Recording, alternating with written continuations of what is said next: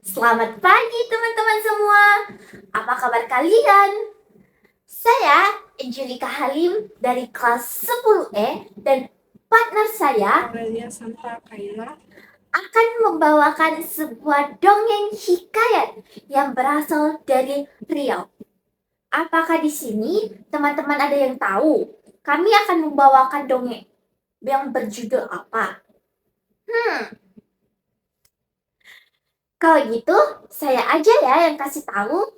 Jadi, pada kesempatan kali ini, saya dan teman saya akan membawakan sebuah dongeng hikayat yang berjudul Bunga Kemuning. Selamat menyaksikan.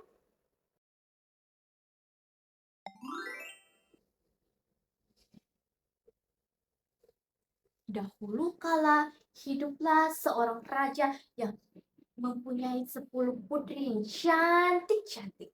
Sang raja dikenal sebagai raja yang bijaksana.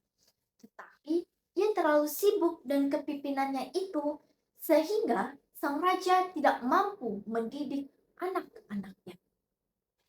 Istri sang raja sudah meninggal dunia ketika melahirkan anaknya yang bungsu. Sehingga anak-anak raja diasuh oleh inang pengasuh. Putri-putri raja menjadi manja dan nakal. Mereka hanya asik bermain di danau. Mereka sama sekali tidak mau belajar dan juga tidak mau membantu ayah mereka. Pertengkaran pun sering terjadi di antara mereka. Putri-putri raja dinamai dengan nama-nama warna. Yang dimana Putri Sulung dinamakan Putri Jambon, sedangkan adik-adiknya dinamakan Putri Jingga, Putri Nila, Putri Kelabu, Putri Oranye, Putri Merah Merona, Putri Kuning, dan juga Putri Hijau. Baju mereka pun berwarna sama dengan nama mereka. Dengan begitu, sang raja yang sudah tua dapat mengenali mereka dari jauh. Meskipun kecantikan mereka hampir sama, si bungsu Putri Kuning sedikit berbeda. Ia tak terlihat manja dan nakal. Sebaliknya, ia selalu riang dan tersenyum ramah kepada siapapun. Ia lebih suka berpergian dengan inang pengasuh daripada dengan kakak-kakaknya. Pada suatu hari, raja hendak pergi jauh. Dia mengumpulkan semua putri-putrinya. Aku hendak pergi jauh dan lama. Oleh-oleh apakah yang kalian inginkan? Tanya raja. Aku ingin perhiasan yang mahal, ucap Putri Jambon. Aku ingin kain sutra yang berkilau-kilau, ucap Putri Jingga. 9 anak raja meminta hadiah mahal-mahal kepada ayahanda mereka. Namun, beda halnya dengan Putri Kuning. Ia berpikir sejenak, lalu memegang kedua lengan ayahnya. Ayah, aku hanya ingin kembali dengan selamat, katanya. Kakak-kakaknya tertawa dan mencemoohkannya. Anakku, sungguh baik perkataanmu. Tentu saja aku akan kembali dengan selamat, dan kubawakan hadiah untukmu, kata sang raja. Tak lama kemudian pun raja pergi. Setelah sang raja pergi, para putri menjadi semakin malas dan nakal. Mereka sering membentak inang pengasuh dan juga menyuruh pelayan agar menuruti permintaan mereka. Karena sibuk menuruti permintaan para putri yang rewel itu, pelayan tak sempat membersihkan taman istana. Hal ini membuat Putri Kuning merasa sangat sedih karena taman istana adalah tempat kesayangan ayahnya. Tanpa ragu, Putri Kuning mulai mengambil sapu dan juga mulai membersihkan taman itu.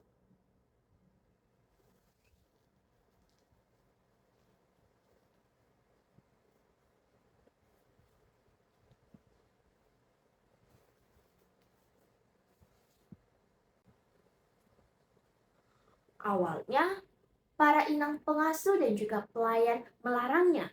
Namun, Putri Kuning bersikeras untuk mengerjakannya. Kakak-kakak Putri Kuning yang melihat adiknya menyapu pun tertawa keras-keras. Lihat, tampaknya kita punya pelayan baru, kata seorang di antaranya. Hai pelayan, masih ada kotoran nih, ujar seorang yang lain di antara mereka sambil melemparkan sampah. Taman istana yang awalnya sudah bersih kembali menjadi acak-acakan. Putri Kuning diam saja dan menyapu sampah-sampah itu. Kejadian ini terus berulang-ulang sampai Putri Kuning merasa kelelahan. Dalam hati Putri Kuning, ia dapat merasakan bagaimana penderitaan para pelayan yang selalu dijahili oleh kakak-kakak. Kalian sungguh keterlaluan, katanya. Mestinya ayah tak perlu membawakan apa-apa untuk kalian. Bisanya hanya mengganggu saja, kata Putri dengan marah. Sudah aku bosan. Kita mandi di danau saja, ajak Putri Nila. Mereka meninggalkan seorang Putri Kuning sendiri. Begitulah yang terjadi setiap hari tanpa ayah mereka, sampai ayah mereka pulang. Ketika sang raja tiba di istana, kesembilan putrinya masih bermain di danau, sementara Putri Kuning sedang merangkai bunga di teras istana. Mengetahui hal itu, raja menjadi sangat sedih. Anakku yang rajin dan baik budi, ayahmu tak mampu memberi apa-apa selain kalung batu hijau ini. Bukannya warna kuning kesayanganmu, kata sang raja. Raja memang sudah mencari-cari kalung batu kuning di berbagai negeri, namun benda itu tak pernah ditemukannya. Sudahlah ayah, tak mengapa. Batu hijau pun cantik. Lihat, serasi benar dengan bajuku yang berwarna kuning, kata Putri Kuning dengan lemah lembut. Yang penting ayah sudah kembali. Akan kubuatkan teh hangat untuk ayah, ucapnya lagi. Ketika Putri Kuning sedang membuat teh, kakak-kakaknya berdatangan. Mereka ribut mencari hadiah yang saling memamerkannya. Tak ada yang ingat pada Putri Kuning. Sang raja memang sudah mencari-cari kalung batu kuning di berbagai negeri. Namun, sayangnya sang raja tidak pernah menemukannya. Tidak mengapa kok ayah, kalung batu hijau ini pun sangat cantik kok dan sangat serasi dengan pakaianku yang berwarna kuning, kata Putri Kuning dengan lemah lembut. Yang penting sekarang ayah sudah kembali ke rumah dengan selamat. Akan kubuatkan teh hangat untuk ayah ya, ucapnya lagi. Ketika Putri Kuning membuatkan teh hangat, kakak-kakak Putri Kuning pun berdatangan. Mereka ribut mencari hadiah dan juga memamerkan hadiah mereka. Tak ada seorang pun yang mengingat Putri Kuning dan juga menanyakan hadiahnya. Keesokan harinya, Putri Hijau melihat Putri Kuning memakai kalung barunya. Wahai adikku, bagus benar kalungmu itu. Seharusnya kalung itu menjadi milikku, karena aku adalah Putri Hijau, katanya dengan perasaan iri. Ayah memberikannya kepadaku, bukan kepadamu. sahut Putri Kuning. Mendengarnya, Putri Hijau menjadi marah. Ia segera mencari saudara-saudaranya dan menghasut mereka. Kalung itu milikku, namun ia mengambilnya dari saku ayah. Kita harus mengajarnya berbuat baik.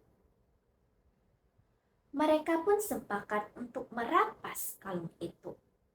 Tak lama kemudian, Putri Kuning muncul. Kakak-kakaknya menangkapnya dan memukul kepalanya.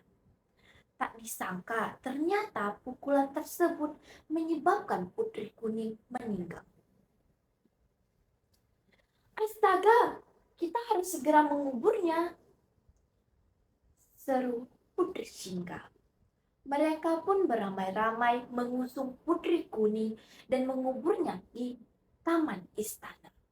Putri Hijau juga ikut mengubur kalung batuk hijau karena ia sudah tidak menginginkannya lagi. Sewaktu raja mencari Putri Kuning, tak ada yang tahu kemana putri itu pergi. Kakak-kakaknya pun diam 1000 bahasa. Raja sangat marah. Hai para pengawal, cari dan temukanlah Putri Kuning, teriaknya.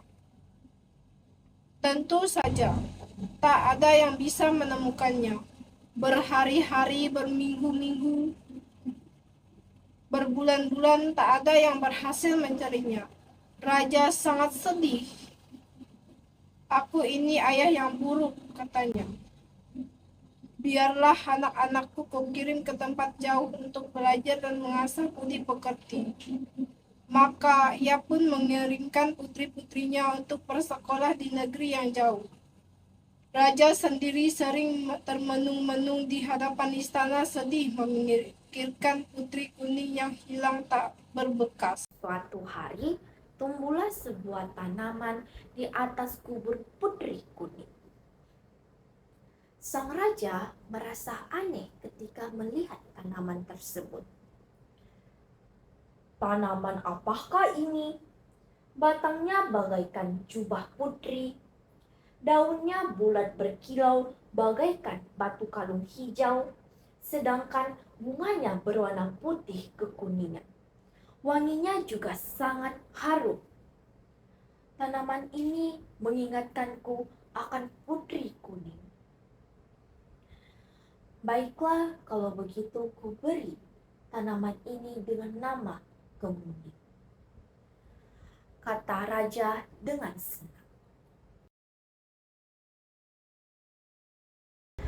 Nah, teman-teman, amanat ataupun pesan moral yang dapat kita ambil dari cerita hikayat Bunga Kemuning ini yaitu berlaku baiklah kepada saudara sesama. Jangan sampai kita diselumuti dengan perasaan yang iri, dengki terhadap saudara kita. Sebab perasaan itulah yang akan menghancurkan sebuah hubungan persaudaraan. Dan juga kita harus berpikir terlebih dahulu sebelum bertindak. Jangan sampai kita setelah melakukannya muncul perasaan menyesal. Sekian dari dongeng kami berdua. Saya Angelika Halim dan mengucapkan terima kasih.